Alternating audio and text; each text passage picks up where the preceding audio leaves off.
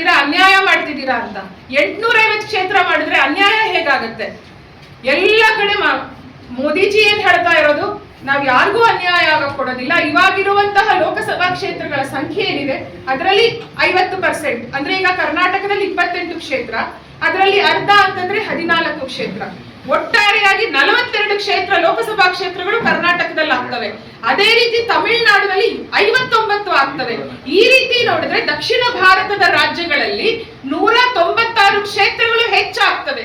ಇದು ಕಡಿಮೆ ಅಂತ ಯಾವ ರೀತಿಯಲ್ಲಿ ಬೇಸಿಕ್ ಕಾಮನ್ ಅಡಿಷನ್ ಕೂಡ ಗೊತ್ತಿಲ್ಲ ಅಂತ ತೋರಿಸ್ಕೊಡ್ತಾ ಇದ್ದಾರೆ ಇಲ್ಲಿ ಒಕ್ಕೂಟದವರು. ಮತ್ತೆ 543 ಸೀಟು 850 ಆಗ್ಬಾರ್ದು ಅಂತ ವಿರೋಧ ವ್ಯಕ್ತಪಡಿಸ್ತಾರೆ.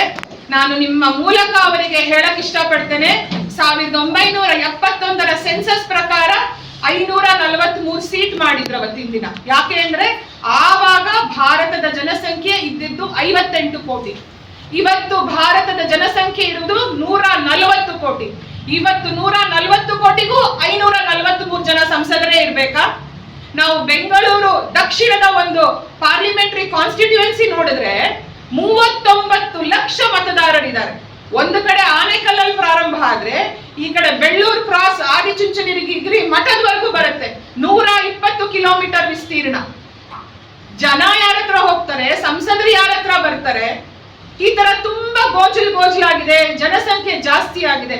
ಅಂತಹ ಟೈಮಲ್ಲಿ ಸಂಸದರು ಜಾಸ್ತಿ ಆಗ್ಬಾರ್ದಾ? ಕ್ಷೇತ್ರಗಳು ಜಾಸ್ತಿ ಆಗ್ಬಾರ್ದಾ? ಅಭಿವೃದ್ಧಿ ಆಗೋದು ಬೇಡವಾ? ಈ ಎಲ್ಲವನ್ನ ನಾವು ಯಾವುದೇ ರೀತಿ ಅವ್ರಿಗೆ ಅರ್ಥ ಮಾಡ್ಸಕ್ ಹೋದ್ರು ಕಾಂಗ್ರೆಸ್ ಅವ್ರಿಗೆ ಅರ್ಥ ಮಾಡ್ಕೊಳ್ಳೋದಿಕ್ಕೆ ಇಷ್ಟ ಇಲ್ಲ. ಹಾಗಾಗಿ ಮೊನ್ನೆಯ ದಿನ ಇವರೆಲ್ಲರೂ ಈ ರಾವಣ, ಕಂಸ, ಕೀಚಕ ಇವ್ರಗಳ ತರ ನಡ್ಕೊಂಡಿರೋಂಥದ್ದು. ಅಲ್ಲಿನ ಹೆಣ್ಣು ಮಕ್ಕಳೇ ಕೂತ್ಕೊಂಡು ನಗಾಡ್ತಾರೆ. ರಾಹುಲ್ ಗಾಂಧಿ ಅವ್ರು ಮಾತಾಡ್ಬೇಕಾದ್ರೆ ಅವರ ಸ್ವಂತ ನಗಾಡ್ತಾ ಇದ್ದಾರೆ. ಇಡೀ ದೇಶದ ಮಕ್ಕಳು ನಗಲ್ವಾ, ನಾವು ನಗಲ್ವಾ? ಆ ರೀತಿಯ ಮನಸ್ಥಿತಿನಲ್ಲಿ ಇವ್ರು ಬದುಕ್ತಾ ಇರುವಂತದ್ದು. ಹಾಗಾಗಿ ನಾನೇನಕ್ಕೆ ಹೇಳಕ್ ಇಷ್ಟಪಡ್ತೇನೆ ಅಂದ್ರೆ, ಇವತ್ತು ನಮಗೆ ಕ್ಷಣಿಕವಾಗಿ ಒಂದು ಹಿನ್ನಡೆ ಆಗಿರಬಹುದು, ಆದರೆ ನಮ್ಮ ನಾಯಕರು ಯಾವತ್ತಿದ್ದರೂ ಸಹ ಈ ವುಮೆನ್ ರಿಸರ್ವೇಶನ್ ಬಿಲ್ ಏನಿದೆ ಅದನ್ನ ತಂದೇ ತಗೊಂಡು ಬರ್ತಾರೆ, ಜಾರಿಗೆ ಬಂದೇ ಬರುತ್ತೆ. ಯಾಕಿಷ್ಟು ಮಾಡಬೇಕು ಅಂತಂದ್ರೆ 2029ರ ಚುನಾವಣೆಗೆ ನಾರಿಯರು ಬರ್ಲಿ, 33% ರಿಸರ್ವೇಶನ್ ಬರ್ಲಿ ಅನ್ನೋದು.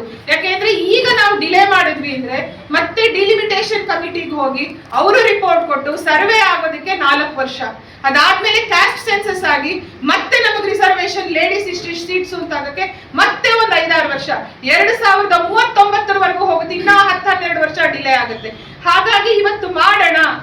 ಪಂಚಾಯತ್ ರಾಜ್ಗೆ ಇದೇ ತರ 70ನೇ ದಶಕದಲ್ಲಿ ಇಂದಿರಾ ಗಾಂಧಿ ಅವರು ಮಾಡಿದಾಗ ಯಾವುದೇ ವಿರೋಧ ಆಗ್ಲಿಲ್ಲ. ಅವರು ಸಹ ಅಷ್ಟೇ ಏಕಾಏಕಿ ಬಿಲ್ ನ ಪ್ರೊಡ್ಯೂಸ್ ಮಾಡ್ತಾರೆ, 50% ಶೇಕಡ ಮಹಿಳೆಯರ ಪಂಚಾಯತ್ ಅಲ್ಲಿ ಇರ್ಬೇಕು ಅಂತ. ಯಾರು ಅವ್ರನ್ನ ಪ್ರಶ್ನೆ ಮಾಡಿರ್ಲಿಲ್ಲ. ಇವತ್ತು ಯಾಕೆ ಇವರು ಡಿಲಿಮಿಟೇಷನ್, ಅದಾದ್ಮೇಲೆ ಅವರು ಅವತ್ತು ಡಿಲಿಮಿಟೇಷನ್ ಮಾಡಿದ್ದು, ರಿಸರ್ವೇಶನ್ ಕೊಟ್ಟಿದ್ದು ಅದೆಲ್ಲ ಮರ್ತು ಹೋಗಿದೆ. ಏನೇ ಆಗ್ಲಿ ಹೇಳ್ತೇನೆ, ಇವತ್ತು ನಡೆದಿರೋದು ಅನ್ಯಾಯ, ಆದರೆ ಇದು ಶಾಶ್ವತ ಅಲ್ಲ. ನಮ್ಮ ನಾಯಕರು, ನಮ್ಮ ಪಕ್ಷ ಖಂಡಿತ ಇದನ್ನ ಮುಂಬರುವಂತಹ ದಿನಗಳಲ್ಲಿ ತಗೊಂಡು ಬಂದೇ ಬರ್ತೇವೆ ನಾವು. ಮತ್ತೆ ಈ ಮುಖವಾಡ ಕಾಂಗ್ರೆಸ್ ಏನಿದೆ ಇವತ್ತು ಇಡೀ ದೇಶದಲ್ಲಿ ಕಳಚಿ ಬಿದ್ದಿದೆ. ಮಹಿಳೆಯರು ಎಚ್ಚೆತ್ಕೊಳ್ಬೇಕು. ಕಾಂಗ್ರೆಸ್ ಮತ್ತೆ ಇಂಡಿ ಕೂಟದ ಬುದ್ಧಿ, ಗುಳ್ಳೆನರಿ ಬುದ್ಧಿಯನ್ನ ತಾವು ತಿಳ್ಕೋಬೇಕು ಅಂತ ಹೇಳ್ತಾ ನನಗೆ ಅವಕಾಶ ಮಾಡಿಕೊಟ್ಟಂತಹ ನಾಯಕರುಗಳಿಗೆ